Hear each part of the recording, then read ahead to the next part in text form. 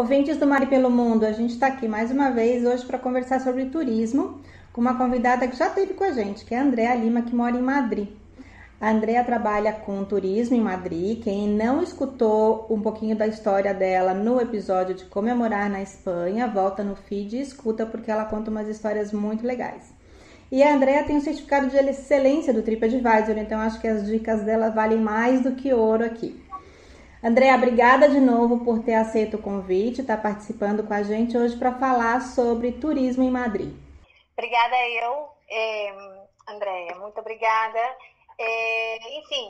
Madrid é uma cidade que sempre tem coisas novas acontecendo, é um destino atemporal, vocês podem vir aqui quando vocês quiserem e que sempre vai ter coisas diferentes para poder fazer na cidade, né? É uma cidade muito acolhedora, com boa gastronomia, com muita oferta cultural acontecendo, enfim, um destino para todo ano também. Então, André, eu vou começar a te fazer uma pergunta que eu sei que é muito difícil de responder, mas que todo mundo pergunta, todo mundo quer saber. Estou planejando ir para Madrid. Quantos dias eu devo ficar para conseguir conhecer a cidade?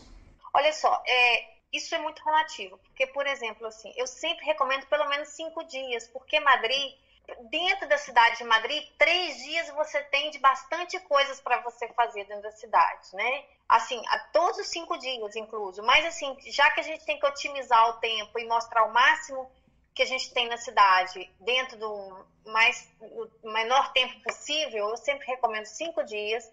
Você fica 3 em Madrid e 2 dias para fazer bate-volta, entendeu?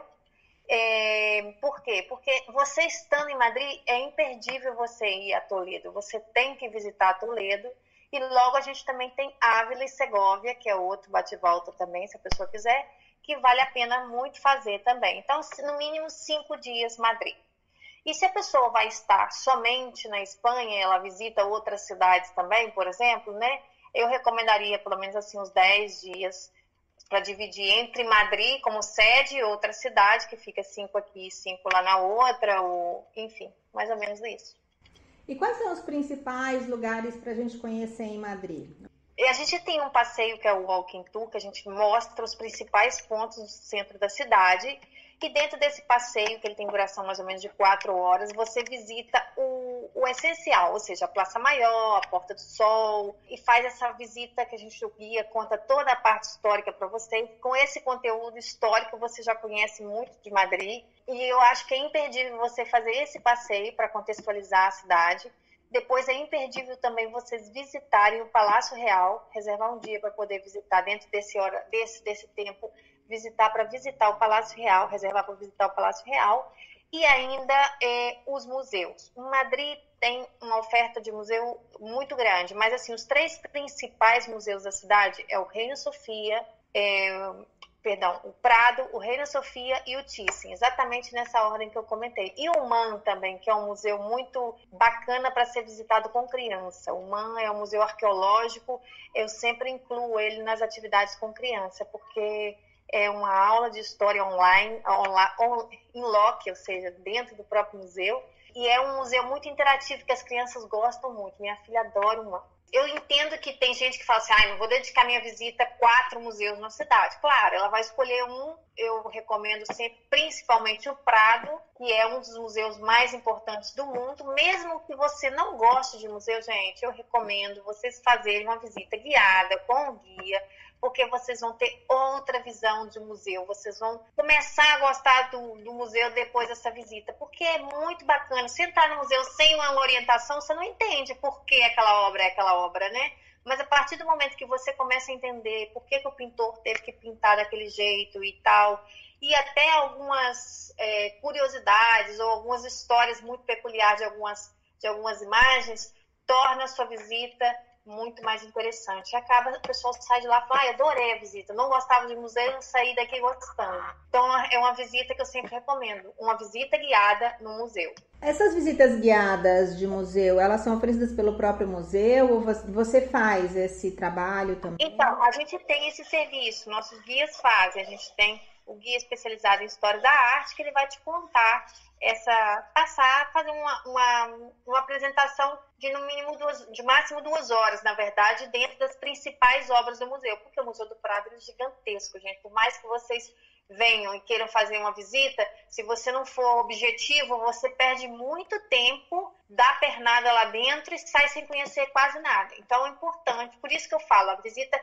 às vezes a pessoa fala assim, não, na rua eu me viro, mas eu prefiro a visita do museu. Enfim, todas elas eu acho importante você fazer pelo menos um walking tour para contextualizar e pelo menos uma visita do museu. Já o Palácio Real é uma visita que nós oferecemos também, se vocês quiserem a visita. A gente tem o guia para poder fazer, principalmente quando é excursão, quando vem pessoas, eles sempre contratam muito um guia para poder levar e explicar as diversas salas do palácio. Mas, por outro lado, se você é uma pessoa que pode, assim, tem um audioguia que você se adapta muito bem e é uma visita fácil, porque não tem por onde você se perder. Vai entrando e vai passando de sala em sala, você não se perde, porque as salas a fila vai andando certinha e você com o audioguia, caso você queira fazer por sua conta, não vai ficar perdido e o audioguia explica bem legal toda a informação do palácio. Mas se a pessoa quiser também, o nosso guia faz a visita também do palácio. Eu acho super importante. Eu acho que conhecer um lugar assim, que se você tenha uma visita guiada, um walking tour pela cidade, pelos principais museus, que te traga história, dá um diferencial na viagem. A gente recomenda muito, a gente acha muito legal esse trabalho dos guias brasileiros, que estão em vários lugares do mundo. E acho que também a gente está dividindo essa experiência no podcast também por isso, para poder divulgar isso, porque realmente eu acho um trabalho fantástico e acho que muda a viagem, acho que transforma 100% a viagem e vai ser uma experiência inesquecível. Muito legal isso. Acrescenta muito no valor do que você conheceu, a experiência que você teve nessa viagem, quando você tem realmente uma visita guiada, né?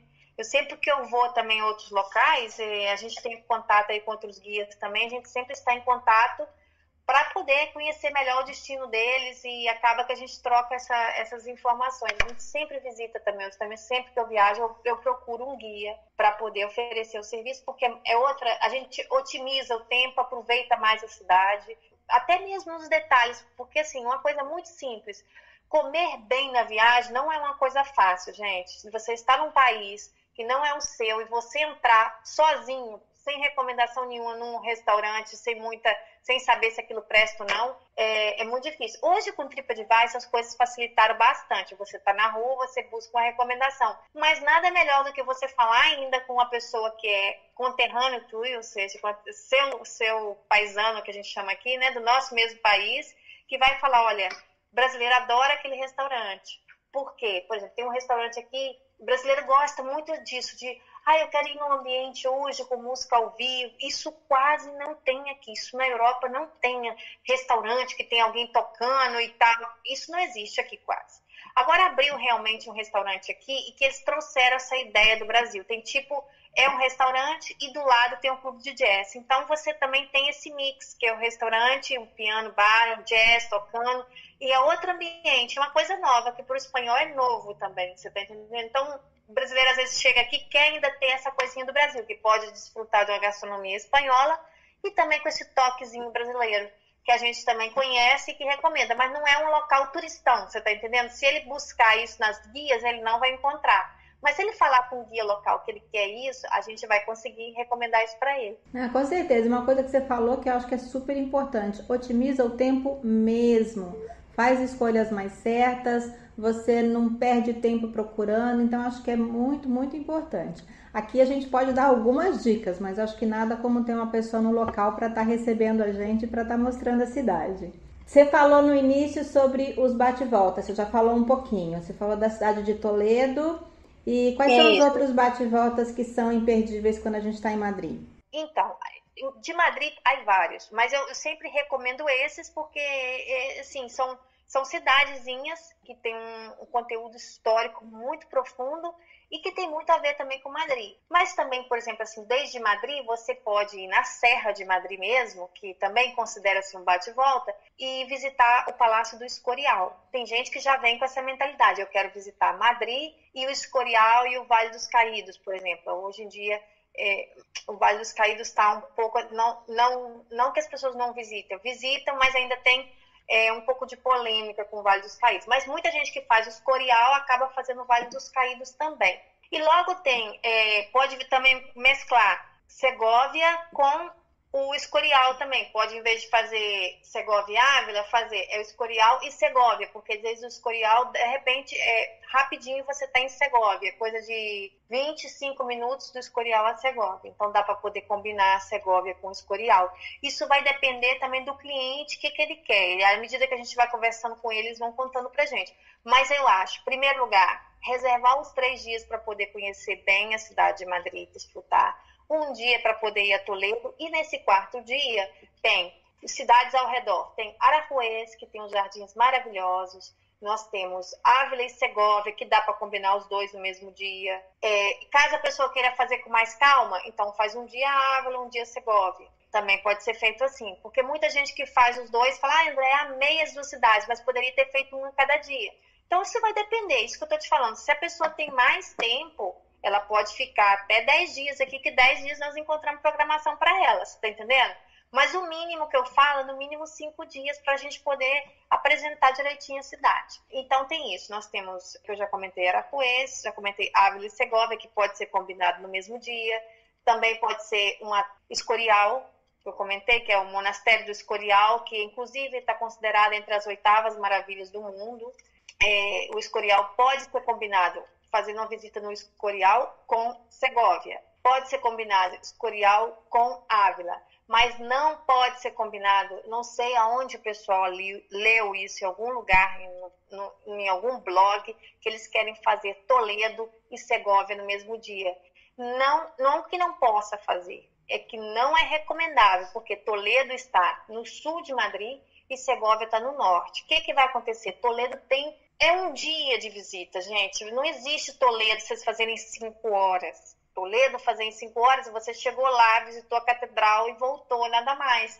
Então você vai perder a oportunidade, já que você está na cidade, conhecer bem a cidade. Então Toledo, um dia.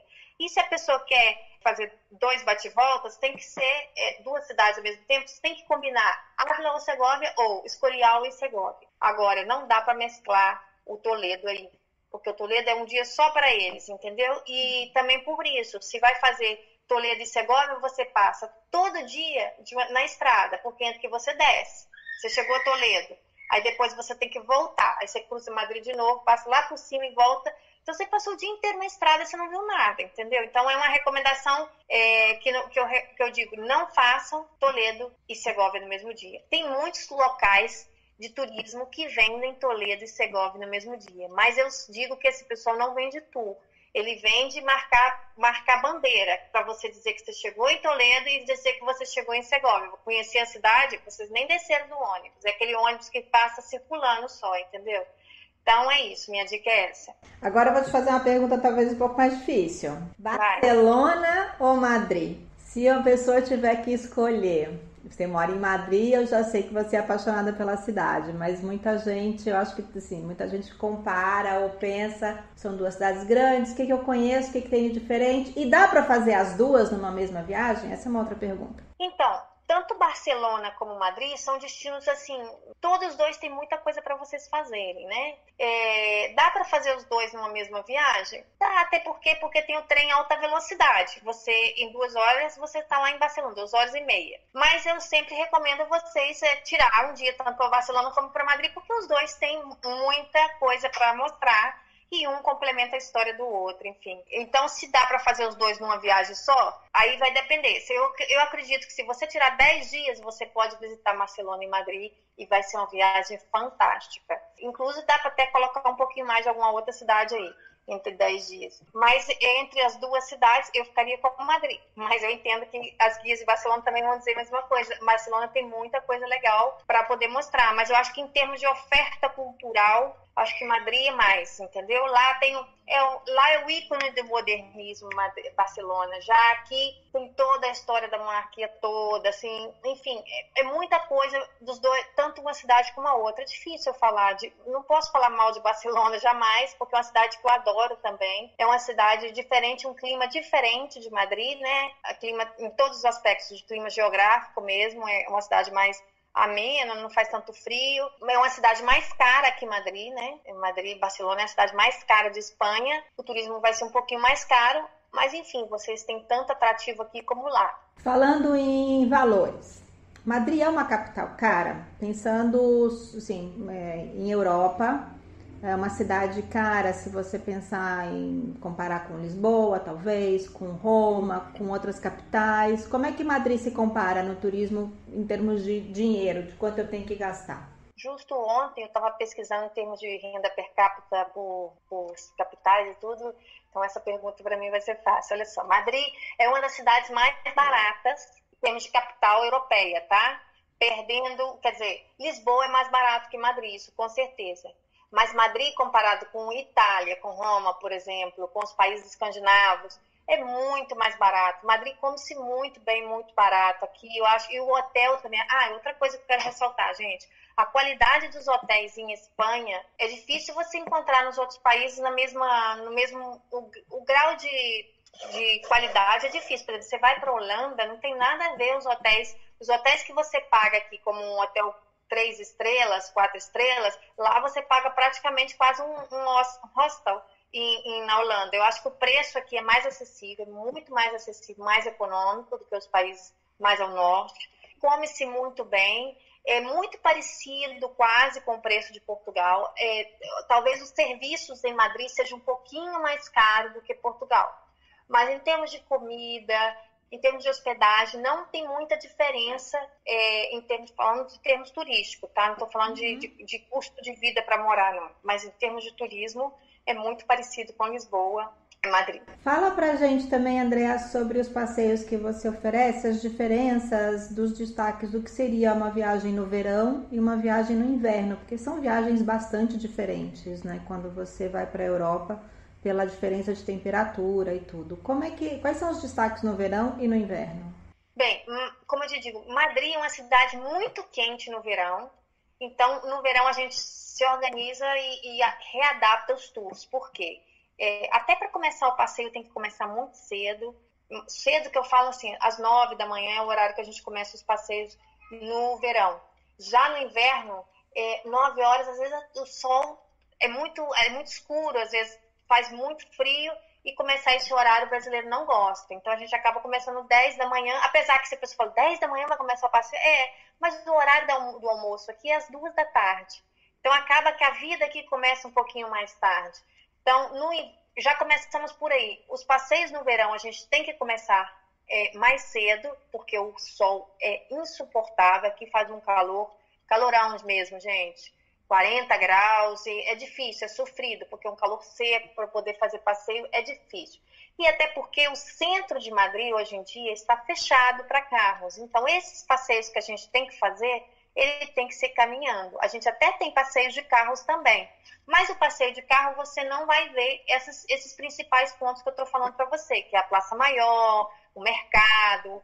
Aí está proibido passar carro definitivamente. A partir do dia 20 agora de agosto, eles fecharam a Porta do Sol. Não entra carro mais, nem táxi, nem ônibus, nem nada. Agora fechou de vez. É peatonal, é tudo para passeio. Então, assim, os passeios que a gente oferecia antes de carro vai ser agora mais inacessível no centro. A gente pode oferecer na zona mais externa. No verão, por exemplo, o pessoal escolhe muito passeio de carro porque não aguenta o calor. Querem um ar-condicionado, uma água fresca todo o tempo. Então, tem isso também. No verão, a gente faz muito mais passeio de carro do que no inverno. No inverno, apesar do frio, é agradável você passear. É um frio que não te impede de você caminhar, principalmente outono. No outono, eu acho que é uma das melhores épocas para poder fazer o passeio. A cidade está com um colorido muito especial. O Parque do Retiro tem todo um charme, com aquelas folhas lindas, é quando o parque está mudando, ou seja, as folhas estão caindo. É fantástico para quem quer fazer um ensaio fotográfico na cidade no outono, porque tem um colorido muito especial também, né, como eu disse. E no inverno, por exemplo, tem um passeio que eu só posso oferecer no inverno, que o brasileiro ama, que é a estação de esqui. Porque nós temos a estação de esqui aqui em Nava Cerrada, que está 55 quilômetros do centro de Madrid. Então, também é um bate e volta, digamos assim, você vai lá para a estação, você vai de manhã bem cedinho, esse é um passeio que no inverno a gente tem que começar ele às 7 da manhã, se você vai querer esquiar realmente, Porque a estação, depois que ela enche, não tem como mais estacionar. Então, de repente, você pode chegar lá e o estacionamento tá fechado. E como é no meio da estrada, ou seja, no meio de uma BR, se não tem estacionamento, você tem que descer imediatamente a serra. Não tem como ficar esperando, parando, não. Você chegou, não tem para poder entrar no estacionamento, você tem que descer. E é um passeio que a gente vende muito no inverno, no período de final de ano, janeiro, até fevereiro a gente vende esse passeio. Já no verão não tem passeio de esqui, mas no verão, por exemplo, assim, o que a gente pode oferecer? Tem os parques, né? Porque no verão é quando vem família, férias de julho, né? A gente sempre recomenda uns passeios para família, ou seja, passeio de parque. Não necessariamente precisa levar aos parques, mas eu já digo para minhas famílias que vão vir no período de verão, para eles se organizarem, porque já que vem com criança você tem que fazer um dia de parque com eles. Nós temos aqui o parque, né? Um parque de atrações de Madrid, o Parque Warner, que são voltados para criança, e tem o zoológico também. E o Parque Warner, por exemplo, tem o Parque Warner Beach também, que tem no verão, vocês podem também aproveitar a parte das piscinas, que é bem legal também. Então fica uma atração assim, de passar o dia lá, né? Na piscina, com criança. Então, esse a gente faz muito serviço de levar os clientes para o parque também, porque o Parque Warner, por exemplo, é fora da cidade, e depois buscá-los de volta do parque. Eles passam o dia todo lá e logo no final o motorista busca e traz eles de volta para o centro, porque realmente está retirado, é difícil acesso para poder chegar. Tem um ônibus que sai de uma saída de algum lugar aqui de Madrid, mas para quem está com criança tal, eles preferem até contratar o translado mesmo. Outro passeio que eu esqueci de comentar, que é um passeio mais de outono, é as vinícolas, né, que a gente costuma fazer. Agora, em outubro, a gente faz bastante no turismo, em novembro também a gente faz, e lá também, gente que vem em janeiro, fevereiro também gosta de fazer. É um passeio muito recomendável para poder fazer no período de outono e inverno. Por quê? Tomar vinho no verão é impossível, aquele calor, aquela coisa toda, ninguém vai tomar vinho tinto nesse período. Mas é um passeio recomendável para a gente fazer com mini grupos ou familiares, mesmo grupo de família ou grupo de amigos. A gente já fez bastante, levando para Ribera do Douro, saindo desde Madrid, e levamos para lá. É um passeio que tem um número mínimo de pessoas, ou seja, tem que ter no mínimo 6 pessoas para poder organizar esse passeio, porque não é tão pertinho de Madrid. Então, mas sendo na temporada de outono e inverno, a gente oferece. Legal. Até na primavera mesmo, porque a primavera aqui também faz fresquinho, né? Mas não é tão recomendável, mas recomendável no outono e inverno. E com crianças em Madrid, você tinha comentado também sobre um museu que você gosta muito de levar as suas filhas. O que mais é? Comenta um pouquinho sobre ele, sobre outros passeios, mais que quem está viajando com criança. Envolvido crianças. Então, dentro do passeio com criança, eu sei porque eu tenho as minhas, e quando a gente vai, a gente tem que tirar um dia para eles, né? Para que eles possam também curtir a viagem. Porque criança, é difícil meter a criança no museu e achar que ele vai estar divertindo. Não tem isso. Mas esse Museu Man, ele é bem interessante porque ele mostra a evolução do homem, tem lá a descoberta tem toda a trajetória dos homens, sapiens, tal. É uma coisa interessante para poder, a criança vai vendo, vai apertando, tem coisa interativa para ela ver, entendeu? Logo tem a parte românica, de repente não é tão interessante, mas também é toda com interação e fica mais divertido para a criança. Então eu sempre recomendo eles fazerem essa visita. Nós também temos aí a visita guiada. Nosso guia é professor de história, então é outra coisa, é uma aula que você dá para o seu filho dentro do próprio museu, entendeu? É diferente do que você aprender aquilo nos livros, que na nossa época no Brasil a gente não tinha pelo menos na minha época, eu não tive essa oportunidade de ter essa aula tão profunda dentro do próprio museu. Mas então eu super recomendo, que facilita muito depois para a criança, quando regressa, vai recordar desse episódio lá dentro do museu, vai ter visto o objeto que ela está em questão estudando, enfim, eu acho muito legal.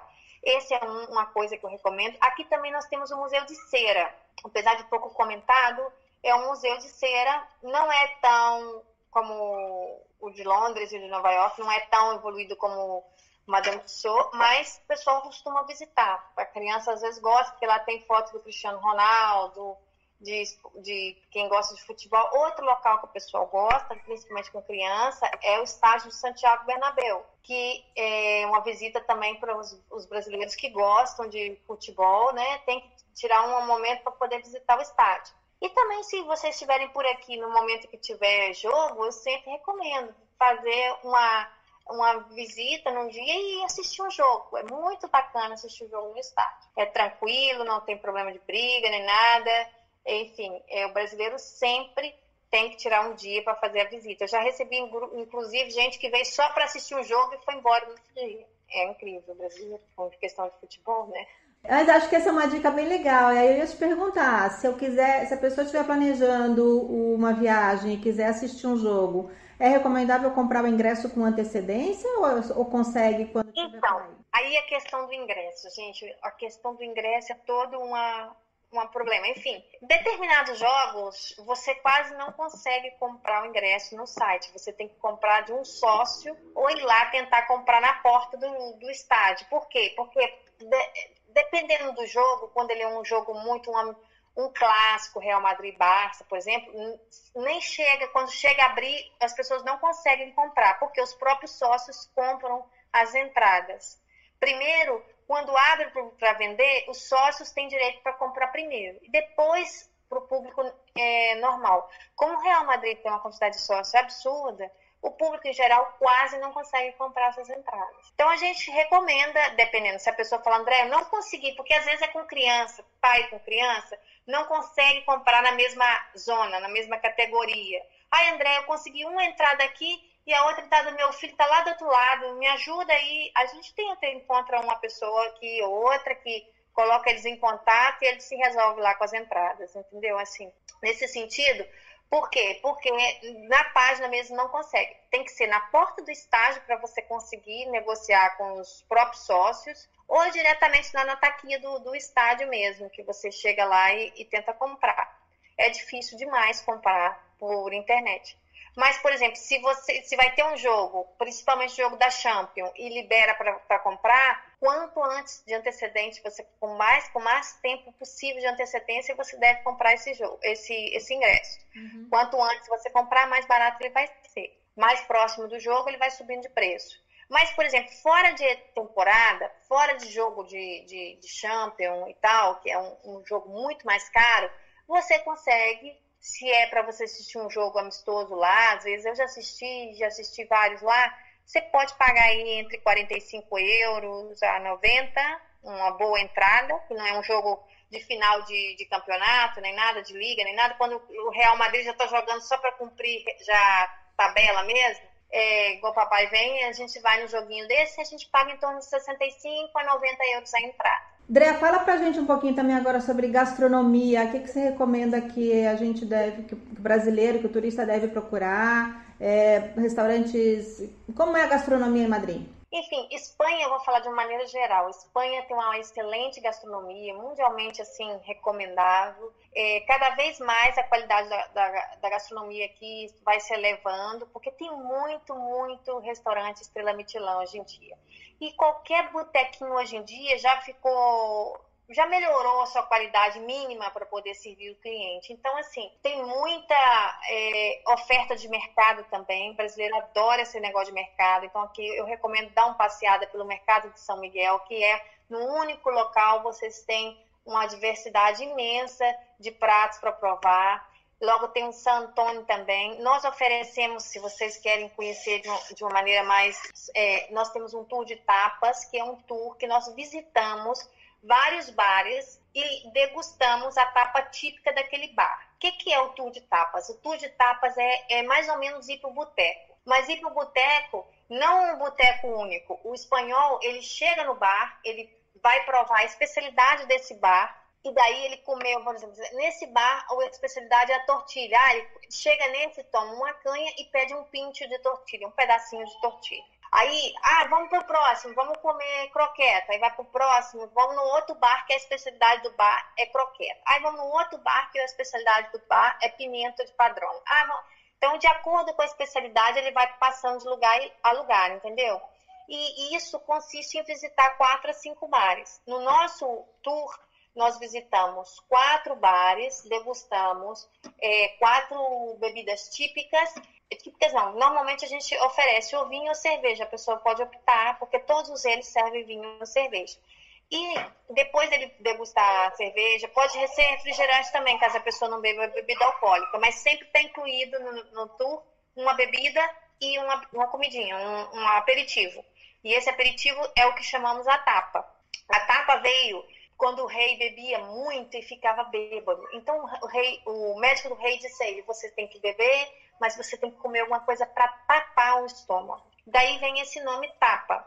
Então, o que acontece? Lá no sul da Espanha, ele chegou e pediu uma taça de vinho e o garçom serviu a taça de vinho para ele e cortou um pedacinho de jamón e colocou sobre a taça, no sentido assim, tapando a taça. Essa é a segunda versão que eu estou te contando, porque tem essa versão que ele tinha que comer para tapar e essa outra que o garçom serviu e colocou o jamón, né, o queijo ou jamón, sobre a taça tapando. Por quê? Porque nessa época não havia pavimentação das ruas, tinha muita mosca, então ele não queria que a mosca pousasse na taça do rei. Então ele colocou a comidinha tapando. O rei bebeu o vinho, comeu o aperitivo ali, o jamón ou o queijo, que não sabe exatamente qual que é. Cada história que eu leio me fala uma coisa, mas enfim.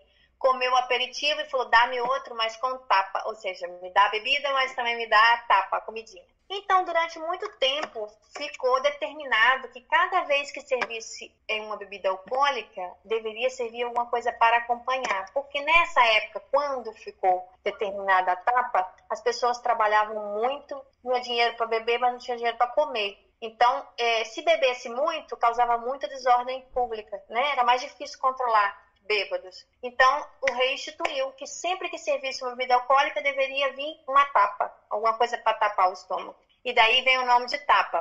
E nesse tour a gente tem esse tour de tapas, que a gente mostra um pouquinho de cada especialidade de alguns bares. A gente varia, não é sempre os mesmos bares, tá? De acordo com o dia também, porque tem dia que um tá fechado, o outro tá aberto no dia, depende. E esse passeio a gente só pode fazer ele de segunda a quinta-feira, na sexta, sábado, domingo, impossível sair para tapear com turista, porque os bares estão muito cheios e eles não aceitam a gente chegar com um grupo sem avisar e tudo mais, entendeu? Olha só que interessante, essa é a grande diferença entre a gente fazer um passeio com guia e sem guia. Eu nunca imaginei que se chamasse tapa por causa disso. Adorei a história, adorei.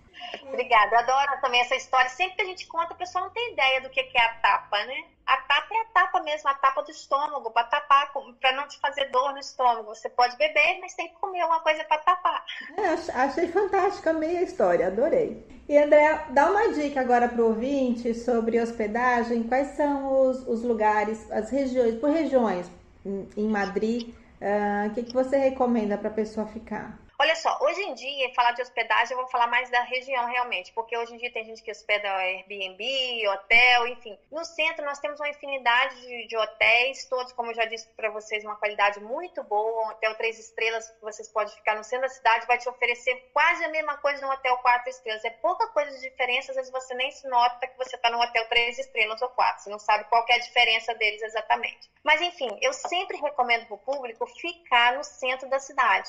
No centro, epicentro mesmo, porque tudo que a gente vai fazer tá ali próximo. E depois, quando você tá viajando, você ficar entrando e saindo em transporte público, às vezes você fala, não vou pra lá não, depois de um dia todo passeando, eu vou ter que ainda pegar um transporte público para ir lá pro centro para comer e tudo. Então, acaba você desistindo de fazer coisas por cansaço, por não querer pegar um transporte público. Então, você estando no centro, qualquer hora que você sair, qualquer rua do centro, você tá super bem, como digo assim, muito bem amparado com bares, com restaurantes, porque por todas as zonas tem. Se você fica em Chueca, que é um bairro gay, que é um bairro sensacional para restaurante, você está muito bem instalado, que está do lado da Gran Via. Se você fica em Malasanha, que é um bairro também muito cool, assim, é um bairro da moda agora, o bairro de Malasanha. Também muita oferta gastronômica, muito barzinho, pubzinho transado.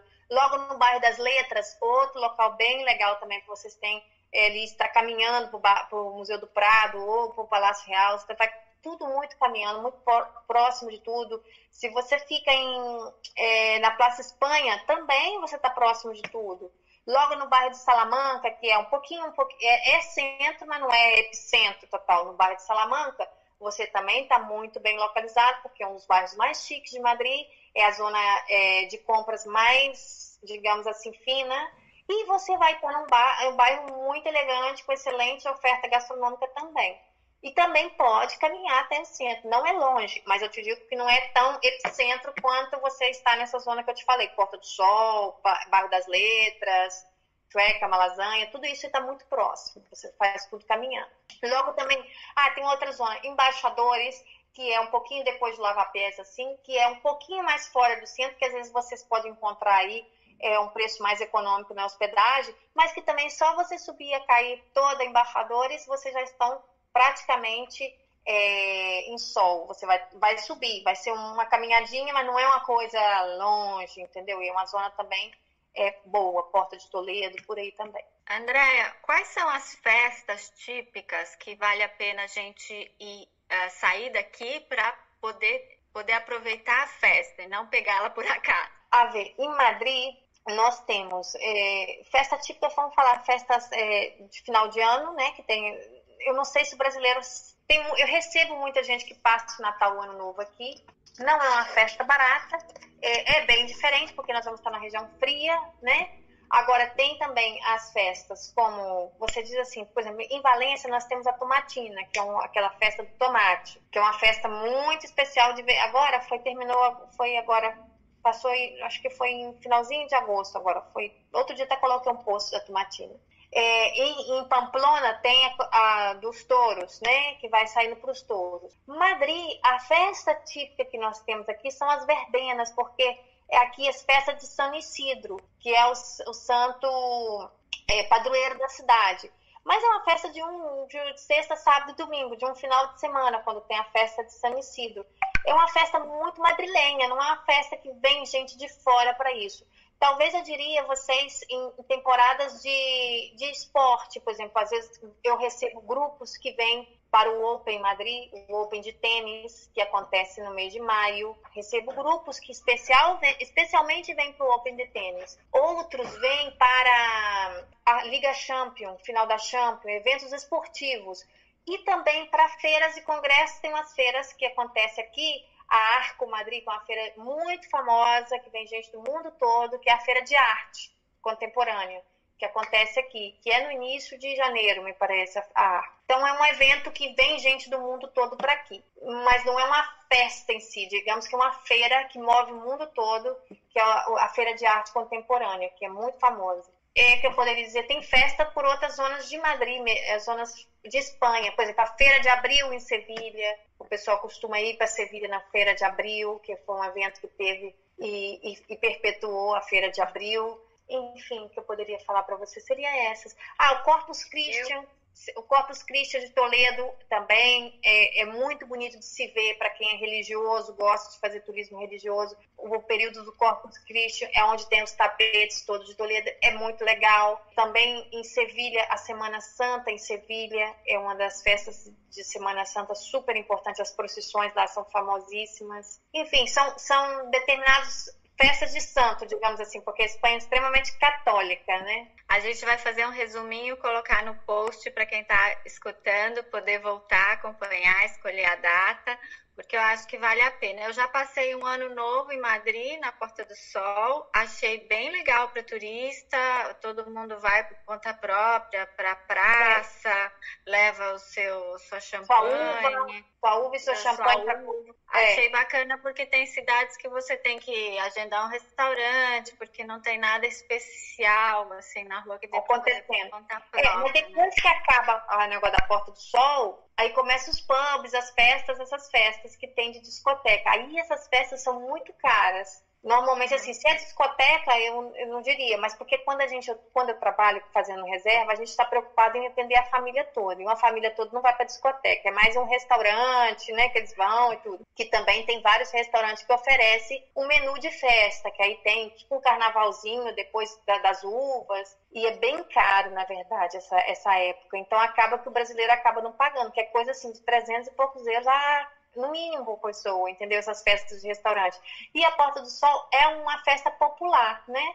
que todo mundo pode ir, ver os fogos, ver as campanadas, apesar do frio, e depois volta para o hotel. É uma opção para quem está fazendo um turismo mais econômico ou com criança, porque eu era pequena e a gente foi e era uma opção para levar as crianças e acabava mais cedo e ia pro hotel. E criança, por exemplo, assim, o chocolate com churros, que está aberto 24 horas, é o único lugar que vai estar aberto ali da Porta do Sol, depois que acabou as campanadas, os restaurantes já serviu os jantares e tudo, só fica as discotecas. E os churros com chocolate vai estar aberto a noite toda, mas se você com a criançada saiu das campanadas, vamos lá comer um churros com chocolate naquele frio que vai estar descansado. Não, assim, um frio super, né? Porque é um frio, eu sempre me recordo quando eu vou jantar, porque todo Natal, Ano Novo, a gente vai jantar na casa da minha sogra. E daí, quando a gente termina o jantar, que a gente volta para casa, às vezes o vidro do carro tem martelinho para poder tirar o gelo, porque tá muito frio. Mas e o Natal também é interessante, tem as feirinhas, tem as lojas separadas. Então, tem esses mercadinhos de Natal, né, que é uma coisa muito tradicional aqui na Europa. Começa a acontecer já no finalzinho de novembro, começa a montar, que o pessoal daqui vai lá para comprar, para montar a sua árvore de Natal, muitos pontos enfeites no mercadinho. E tem essa tradição de levar as crianças, depois aquele chapéuzinho todo colorido, e dar esse passeio na Praça Maior e comprar os acessórios da árvore. Isso já começa lá para o mês finalzinho de novembro. E esse mercadinho vai acontecendo. E logo tem os mercadinhos também, assim, que tem isso, que vende churros, que vende carrapinas, que são os frutos secos passados no açúcar, assim, é uma comida muito típica de final de ano, de frio, que você está aguentando mais, as castanhas assadas para esquentar a mão. São comidas muito típicas desses mercadinhos que a gente vai passando e vai tendo. E cada bairro, hoje em dia, acaba tendo seus mercadinhos de verão, de Natal. Eu acho muito bacana, para quem já conhece Madrid, já fez os principais passeios, já foi nos principais museus, montar uma viagem assim diferente, com um tour gastronômico, escolher uma data onde tenha uma festa típica, uma celebração de fim de ano, ou uma data mesmo do casal, de aniversário, de renovação de votos. Eu acho que dá para fazer uma viagem diferente, bem bacana, né? Fora do turismo tradicional, e aí é legal conhecer uma pessoa que tem o conhecimento mais a fundo da cidade, né? Acho bem bacana. Então, é uma coisa que eu ia falar, a gente tem um leque aberto de opções para o cliente, basta ele nos contar o que ele quer. Por exemplo, recentemente uma escola de gastronomia entrou em contato comigo, depois daquele tour gastronômico, querendo saber se tinha como fazer uma imersão gastronômica em alguns restaurantes ou ir com algum chefe para poder aprender. Então, a gente já conseguiu fazer um show cook com vários chefes que vão ensinar pratos específicos espanhóis numa fazendinha, que é um vinhedo. Então, os chefes vão fazer essas masterclass com esse grupo de gastronomia, ou seja, a gente busca o que o cliente quer para poder atender ele também. Então, se ele me contar o que ele quer, André, quero fazer a minha renovação de votos aí na Espanha. Eu consigo colocar eles num local super legal, fazer uma festinha para eles, particular, para a família, por não sei quem. Enfim, basta vocês nos contar o que vocês precisam aqui na cidade e a gente vai atrás para poder oferecer isso para vocês. Porque, como eu digo para vocês, Madrid está aqui de braços abertos e é um destino que vale para o ano todo. Perfeito. Andréa, muito obrigada. Acho que tá todo mundo bastante inspirado, não tem desculpa. O que você quiser fazer em Madrid, tem a pessoa certa agora para montar a sua viagem. E a gente te agradece de novo por ter participado, eu acho que foi excelente. Obrigada a vocês, meninas. Estamos sempre aqui. Um abraço.